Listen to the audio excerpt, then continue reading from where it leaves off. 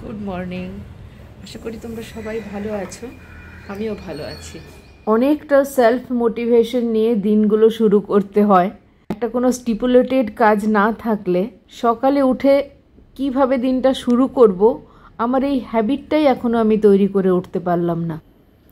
ওটসটা আমি একটু রোস্ট করে রেখে দিই, খুব বেশি নয় কিন্তু একটু রোস্ট করে রেখে দিই। এটাতে ওটসটা খুব ভালোও থাকে আর এটাতে টেস্টও অনেকটা ইমপ্রুভ করে যায়। আমি ইউজুয়ালি যখন ওটস বানাই ওর সাথে আমি 2 চামচ মতো ছাতু অ্যাড করে দিই, যাতে ওটসটা তো শুধুই স্টার্চ, কার্বোহাইড্রেট, ছাতু দিলে ওটাতে মনে হয় আমার একটু প্রোটিন গেল। আর এটাতে ব্লুবেরি কিনেছিলাম, চিয়া সিডসটা আমি রোজ ভেজাতে ভুলে যাই। তো এই যে এটার সাথে এখন দিয়ে রেখে দিলাম, 10 মিনিট পরে খেয়ে নেব। এবার একটা অদ্ভুত জিনিস দেখাই তোমাদের। এটা কিন্তু ইডলি ধোকলা কিছু নয়, এটা কুলফি। আমি ইডলি স্ট্যান্ডে কুলফি বানিয়েছিলাম। আমার কোথায় আইসক্রিমের স্টিক বগেরা কিছুই এখন আর আমার হাতের কাছে কিছুই নেই। তো এটাতে বানিয়েছিলাম কাল, খেতে কিন্তু খুব ভালো হয়েছিল। আজকের খাবার দাবার সব করাই ছিল, মাংস, মাছের সর্ষে পোস্ত যেটা করেছিলাম, আর কাটুয়ার ডাঁটা, আর এই যে দিদির দেওয়া গন্ধরাজ লেবু।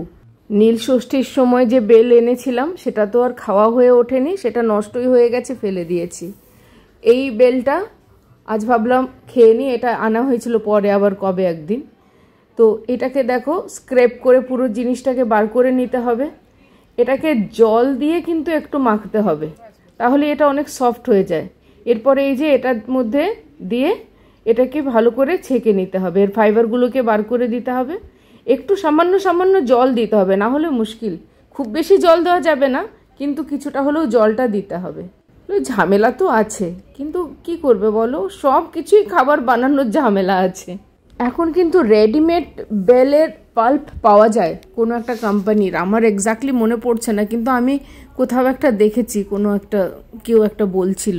এই পাল্পটা এখন কিছুদিন ফ্রিজে রেখে খাওয়া যেতে পারে।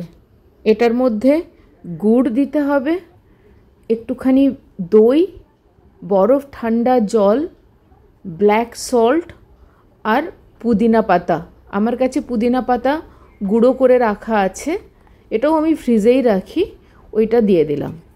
জল দেওয়ার আগেই দইটা দিয়ে ভালো করে এটা ঘেটে নিতে পারলে ভালো হয়, নাহলে পরে আর ভালো করে মিক্স হতে চাইবে না। পুদিনা পাতা কাঁচা অবস্থায় স্টোর করা খুব মুশকিল, রোজ তো ওটা আনাও হয় না, আর আনলে ইউজও হয় না, তো নষ্ট হয়ে যায়। সেজন্য আমি দেখলাম এটাকে যদি শুকিয়ে এরকম করে গুঁড়ো করে রেখে দেওয়া হয়, এটা মোর ইউজফুল। জলটা যেটা, এটা বরফ ঠান্ডা জল হলে ভালো, বরফ তো একটু দিলেই ভালো। যত ঠান্ডা হবে এটা ততটাই বেশি ভালো লাগবে। নর্মাল টেম্পারেচারে কিন্তু এতটা রিফ্রেশিং লাগবে না। যাক, অনেক টিপস দিলাম, তোমরাও বানিয়ে খাও বাড়িতে। গুড়ই বানাতে হবে তার কোনো মানে নেই, মিশ্রি দিয়েও খুব ভালো হবে, চিনির গুঁড়ো দিয়ে করলেও ঠিক আছে। কিন্তু যাই মুখে যাই বলি না কেন, একটু মিষ্টি না হলে এটা টেস্ট অত ভালো লাগবে না। কিছু না কিছু ফর্মে একটু কিছু মিষ্টি দিতেই হবে। আর যদি কেউ চাও মিষ্টি ছাড়া খেতে, অবশ্যই খেতে পারো। আজ একটু পাস্তা বানাবো ভাবছি। সেই যেদিন কাটুয়ার ডাঁটা বানিয়েছিলাম সেই দিন থেকেই মনে একটু পাস্তা পাস্তা চলছিল, যে হাই এতক্ষণ সময় ধরে যদি আমি পাস্তা বানিয়ে নিতাম তো কত ভালো ভালো খেতে পারতাম। এই একটা সবজির পিছনে কতটা সময় আমি দিয়েছিলাম আর কি।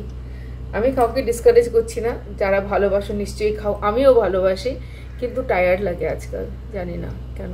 এত লম্বা কাজ করে যখন দেখি এই তার আউটকামটা এইটা হলো, ইচ্ছে করে না।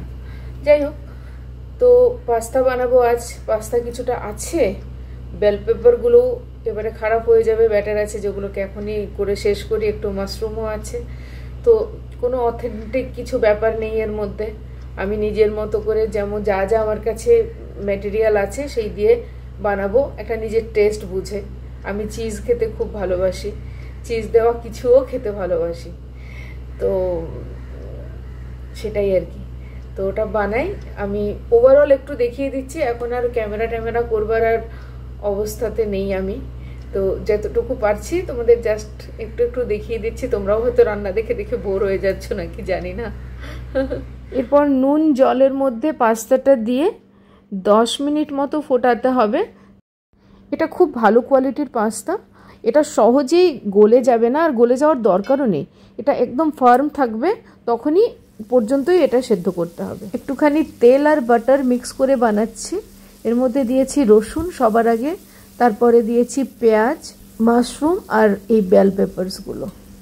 এরপর অ্যাড করে দেবো পাস্তা, এরপর অ্যাড করব টমেটো পিউরি, তারপর দেব চিজ। এটাকে কিন্তু একটু ভালো করে কুক করে নেব। এরপরে দিয়ে দেবো নুন, যেমন টেস্ট বুঝবে। এবারে দেবো সিজনিংটা। এরপরে দিয়ে দিলাম দুধ আর এর সাথে দিয়ে দিয়েছি কাঁচা লঙ্কা। আমার কাছে তো হ্যালোপিনো নেই, তো আমি কাঁচা লঙ্কাই দিয়ে দিয়েছি। আর চিলি ফ্লেক্সও আছে। এই দুটো মিলে একটা ঝাল ঝাল ব্যাপার হয়ে যাবে। এটা আরও 5 মিনিট ঢাকা দিয়ে কুক করে নিলাম। এটা খেতে বেশ ভালো হয়েছিল। এখন অনেক রাত হয়ে গেছে। কত রাত যদি বলি তোমরা ঘাবড়ে যাবে, সেজন্য সময়টা আর বলছি না।